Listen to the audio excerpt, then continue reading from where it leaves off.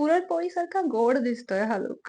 तर गुढीपाडव्यासाठी रेडी होतीये मी आणि ह्या ब्लाउज बरोबर ही साडी घालणार आहे मी आणि ह्या ब्लाउजमध्ये काहीतरी कारिगिरी केलेली आहे मी, जी मी घातल्यावर तुम्हाला कळेल. मी तुम्हाला घालून दाखवते पण. So this is what I was talking about. हे मी घरी केलंय आणि ते कसं केलंय ते आपण दुसऱ्या एखाद्या व्हिडिओमध्ये बघूयात.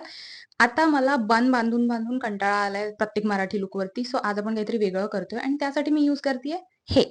हा आहे make me bold 3 in 1 hot air brush. Drying attachment लावून तुम्ही केस जास्त वेट असतील तर ड्राय करून घेऊ शकता.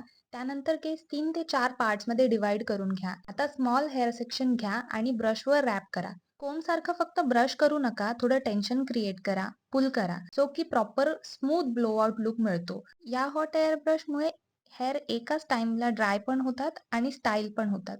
सो घर बसल्या सलॉन सारखा ब्लो ड्राय मिळतो. And look at the results. Hair frizz free, smooth आणि बाउन्सी दिसतात. ऑल्सो माझी सुंदरशी गुढीपाडवा हेअरस्टाईल रेडी आहे. गळ्यामध्ये मी हे सुंदरसं चोकर घालतेय, जे माझ्या फ्रेंडने बनवून दिलं. ते खूप छान आहे. सिंकसाठी मी हे निवडले. सगळ्यात इम्पॉर्टंट हिरव्या बांगड्या घालायचं मन आहे. टिकली राहिली.